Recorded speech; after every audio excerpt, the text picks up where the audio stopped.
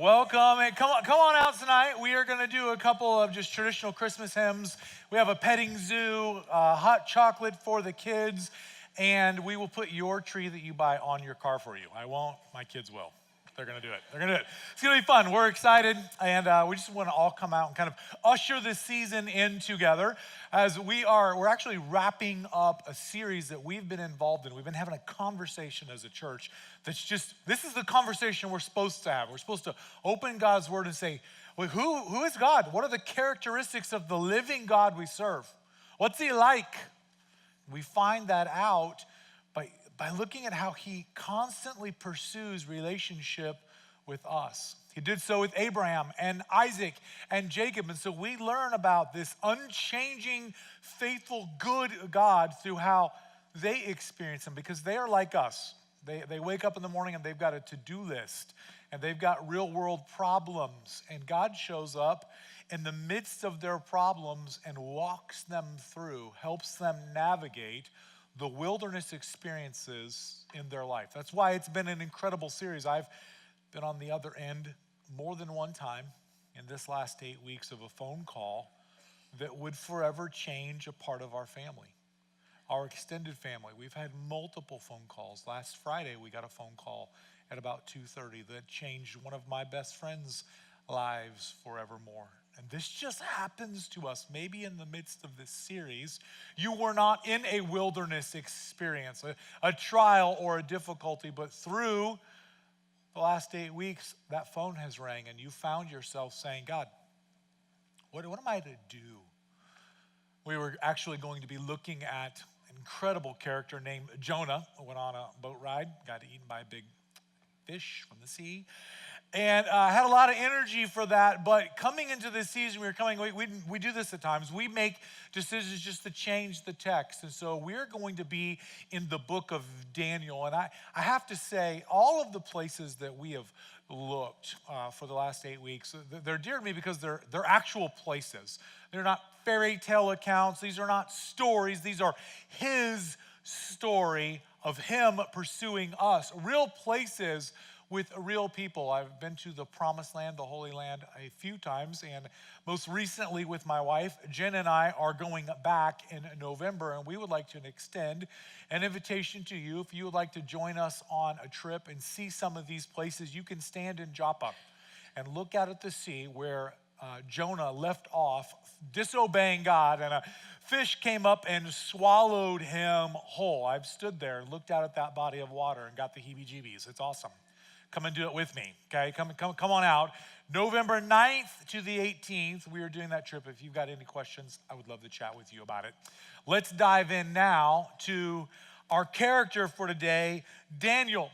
The book of Daniel, incredible life saga, and it begins by just telling us of the city Jerusalem that is under siege. Here's what God's word says in Daniel chapter 1, verse 1. In the 3rd year of the reign of Jehoiakim, king of Judah, Nebuchadnezzar, king of Babylon, he came to Jerusalem and besieged it. And the Lord delivered Jehoiakim, king of Judah, into his hand, along with some of the articles from the temple of God. These he carried off to the temple of his God in Babylonia and put in the treasure house of his God. If you're asking the question, this land of Judah, Israel has been split into 2 nations. The descendants of King David have walked away from following the God of Abraham, Isaac, and Jacob. And they have gone after other false gods. And they've disobeyed God's word, and so God has brought judgment. They have argued and quarreled among themselves. There are now 2 nations of Israel and Judah, and both are going to be conquested. Both are going to come under subjugation from foreign rulers. And we see here that is exactly what's happening. The story continues to unfold, though, in verse 3. Then the king ordered Ashpenaz, chief of his court officials, to bring into the king's service some of the Israelites from the royal family and the nobility. An exact description of what they're looking for is found in verse 4. Young men without any physical defect, handsome, showing aptitude for every kind of learning, well-informed, quick to understand, qualified to serve in the king's palace. He was to teach them the language and literature of the Babylonians. The king assigned them a daily amount of food and wine from the king's table. They were to be trained for 3 years, and after that, they were to enter the king's service. Among those who were chosen were some from Judah: Daniel, Hananiah, Mishael, and Azariah. They were given Babylonian names that you might know a little bit better from your historical documentary VeggieTales, right? Shadrach, Meshach, and Abednego. Can't help but think of my middle son. My middle son is 15 years old in this scenario. Aiden is his name. I would love to bring Aiden up on stage and stand him in front of you to give you an idea of the age of these young men that were dragged into the courts, but I cannot catch Aiden. He's faster than me. Does not want to participate in the weekend services in that way. I wouldn't bring Riley, our older son, who's almost 20, up here because they were very intentional in the age of young men that they pulled into this training exercise. This was actually a part of what they would do in conquering a nation. Old enough to go through the emotional toils of watching your entire family be put to the sword and death and sold into slavery. And then they would grab these young men about the age of my son and pull them off to a far distant land where they spoke another language like Louisiana. I joke because I love, right? I can't imagine that for my son. They strip everything from them, they give them even a new name. And there's a process by which these young men would go through as they're being really indoctrinated into a new culture. They're going to teach them new songs, new ways of thinking, new dance. And here's the thinking: they will never have to go to war against that country again because that country will no longer exist. The brightest and best and most capable leaders of that country will become citizens of Babylon. They'll never fight themselves. And it's a process. It's a 3-year-long process that we see Daniel ushered into. Part of the entryway or the processional as they lead this train from Jerusalem, God's city, to captivity in Babylon is they literally walk them into the city of Babylon. Babylon's a very real place. If you could get into the country of Iraq, you could visit it today. Babylon has never been destroyed by fire. Actually, Babylon just kind of ceased to exist because at the end of Alexander the Great's reign, one of his generals, as he split up his territory, just went a little bit north and started a town called Baghdad. And Babylon just kind of drifted off into the expanse. And so in 1988, King Saddam Hussein put $100 million into renovating the city of Babylon. He invited the world to a fair in 1988 to celebrate the neo-Nebuchadnezzar that he was trying to become as Babylon in his mind was regaining its power and strength. The Ishtar is one of the most famous gates of the great city of Babylon. It's been reconstructed from archaeologists going to that site and pulling up out of that site all of these tiles. You can go and see the full reconstruction of that in Berlin, Germany.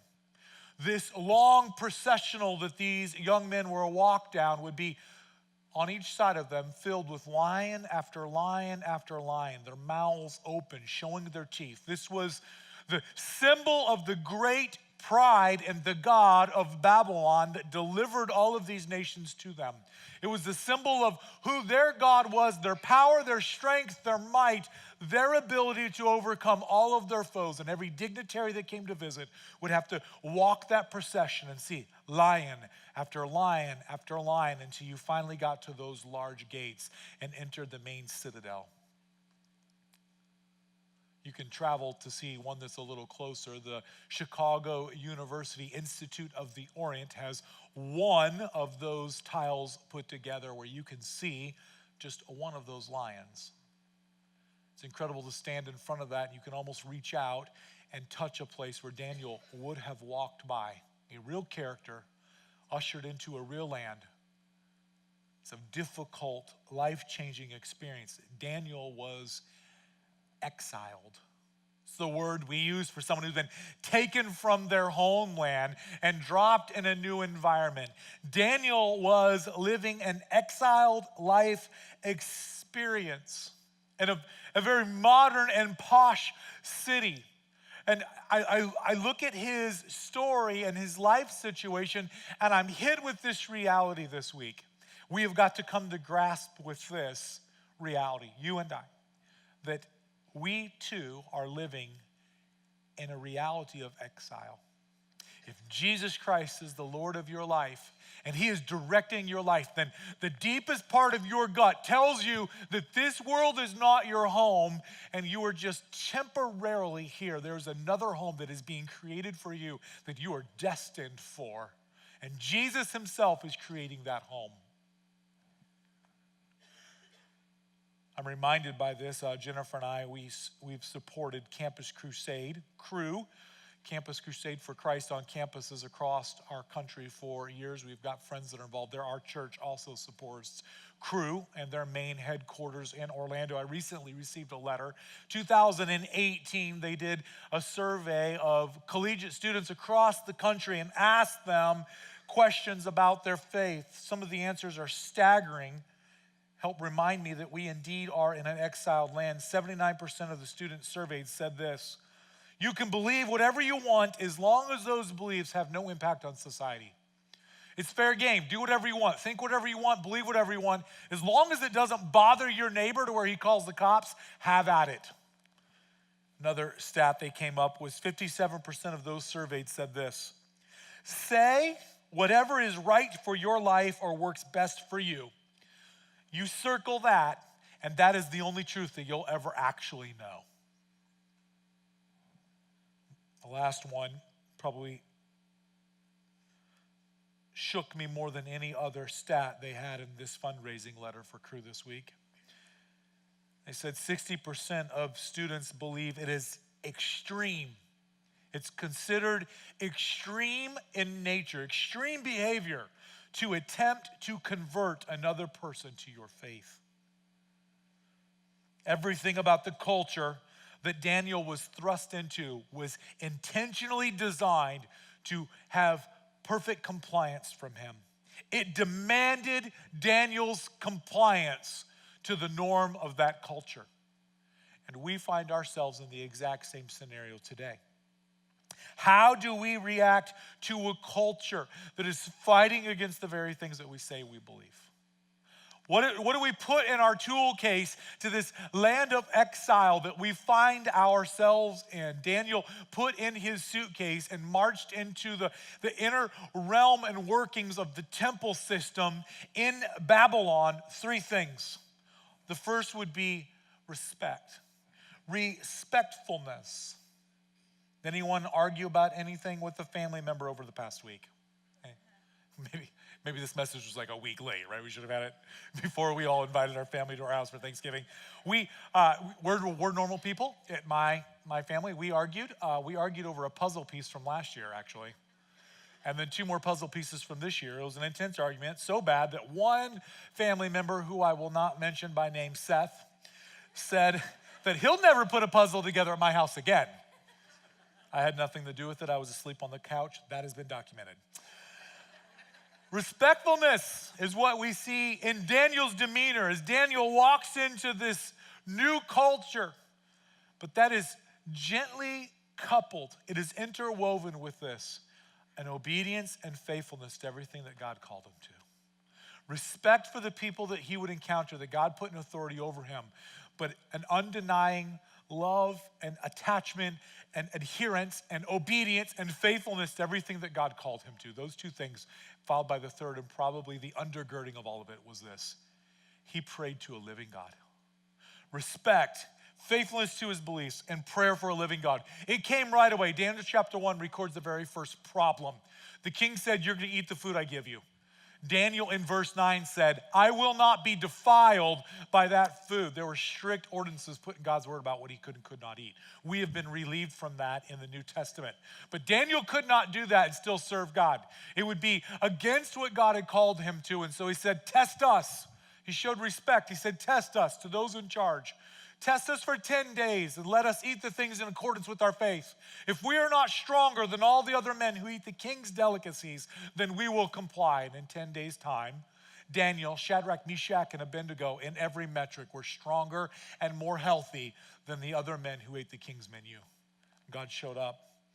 Another thing that is prominent in the 12 chapters of Daniel is dreams and visions.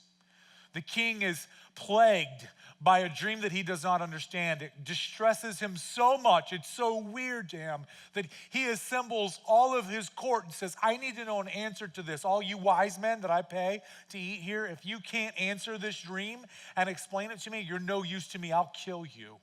Daniel gets so excited about this.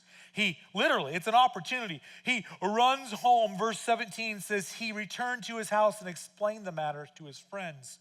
He urged them to plead for mercy from the God of heaven concerning this mystery. In verse 19, God gives him an answer. He gives it to the king, and the king says, you have a true God. And he elevates Daniel and these men to places of prominence.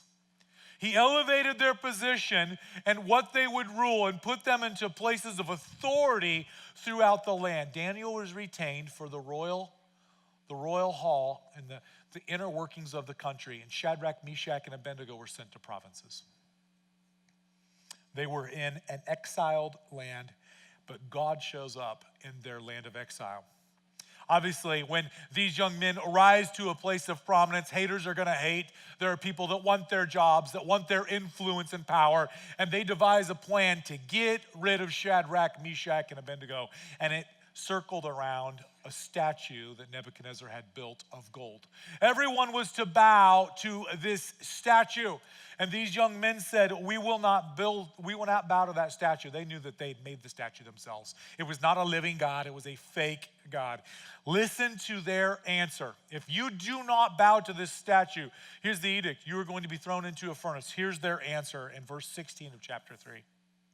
Shadrach, Meshach, and Abednego replied to the king, O King Nebuchadnezzar, we do not need to defend ourselves before you in this matter.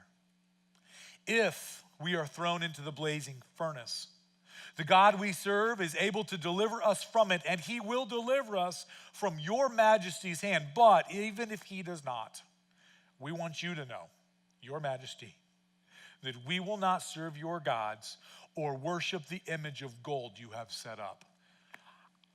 That is a really good answer.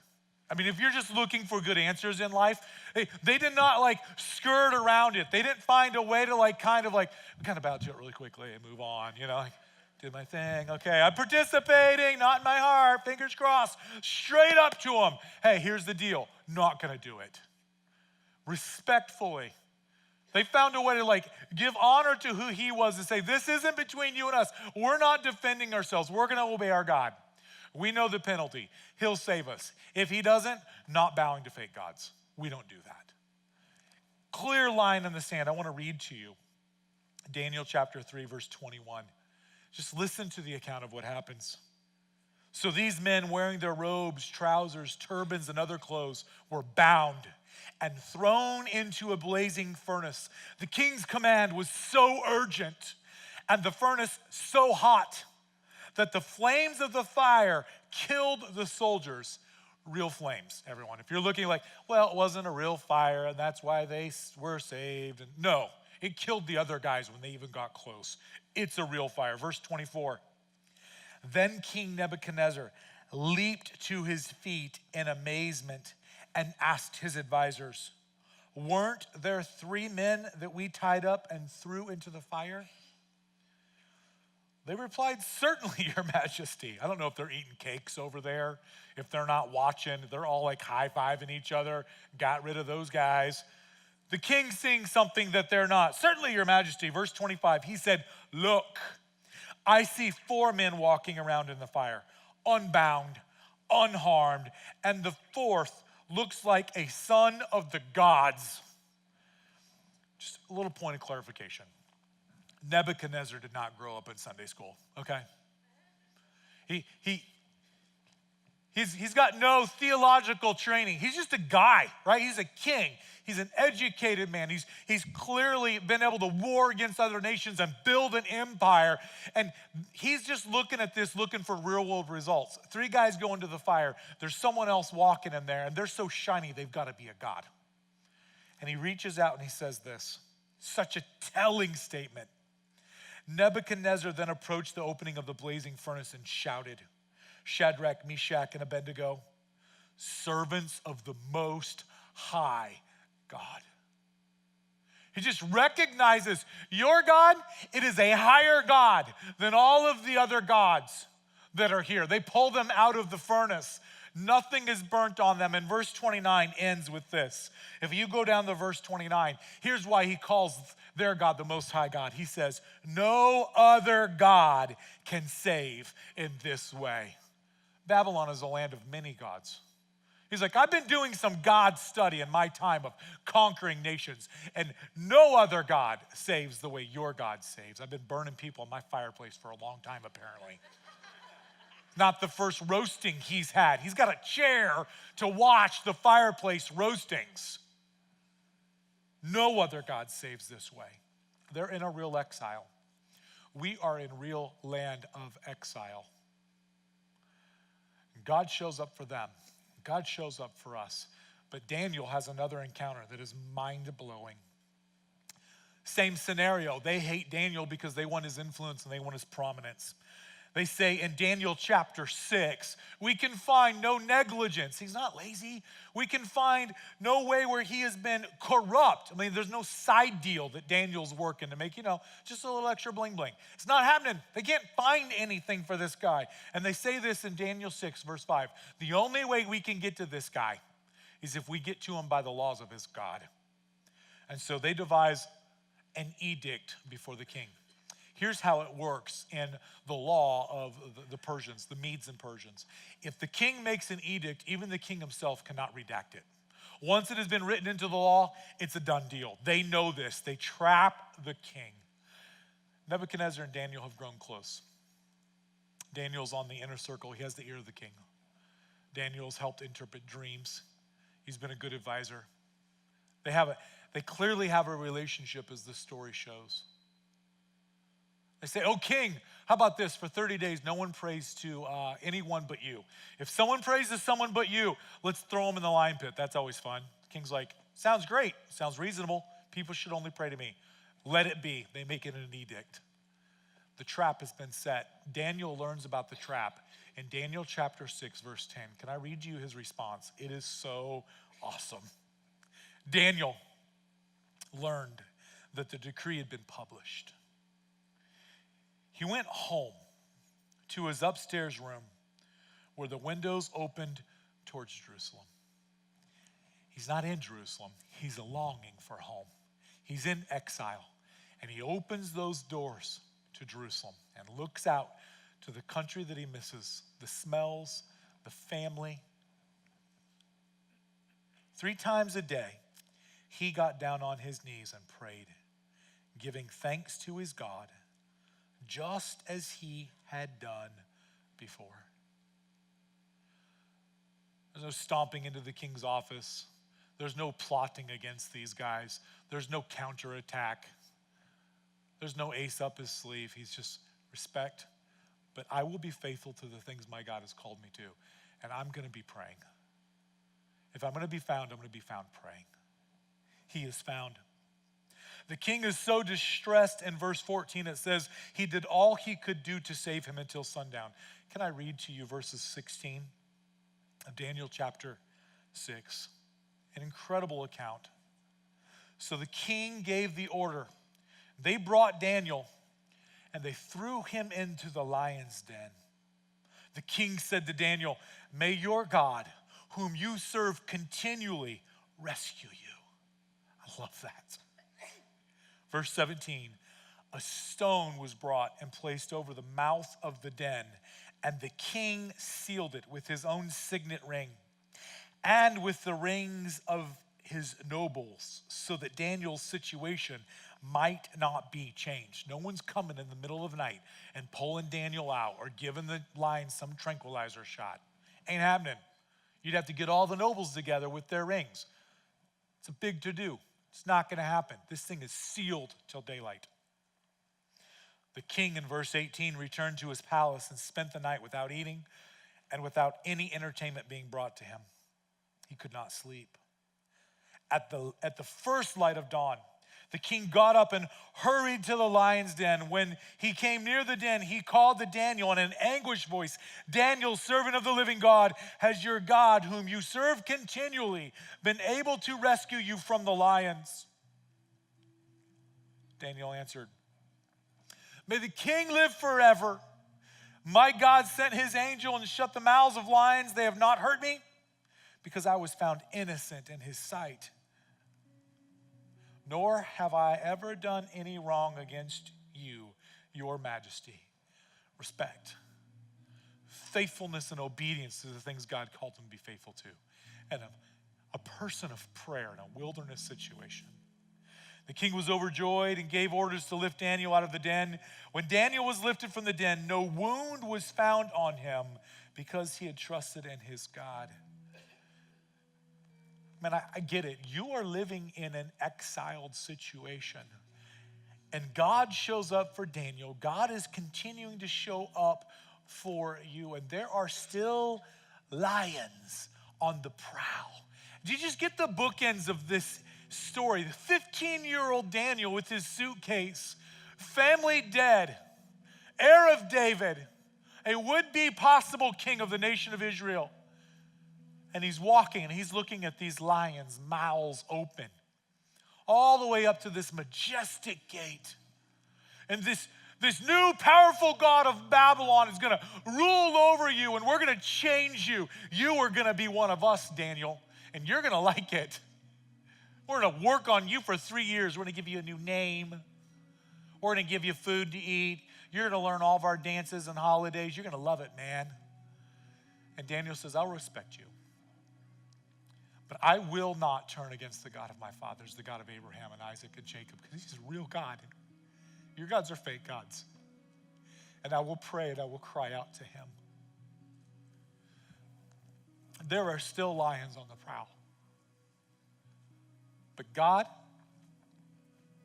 still closes the mouths of lions. He comes into your life and he closes the mouths of lions in your darkest moments. We don't exactly have a lion problem in Florida that I'm aware of. But 1 Peter 5:8 records a lion problem that we all do have. "Be alert and be sober of your mind. Watch out." That's my translation for you. Make sure you get that. "Your enemy, the devil, prowls around like a roaring lion looking for someone to devour." He doesn't want to shame you. He doesn't want to hurt you. He doesn't want to embarrass you in front of your friends. He wants to destroy your life. There is another lion that is greater, and it is the Lion of Judah. And that lion will beat all the other lions hands down. I love this book of Daniel because it's this really special link to the New Testament. There are only 6 books written after Daniel. And then we go into a period of great silence. Silence between the Old Testament and the New Testament. 2 of those books that are written after Daniel, Ezra and Nehemiah, are about the rebuilding of Jerusalem. Jerusalem is rebuilt. The temple's rebuilt, and the walls of that city are rebuilt. When Jesus is born, he walks through those walls that were rebuilt by Ezra and Nehemiah.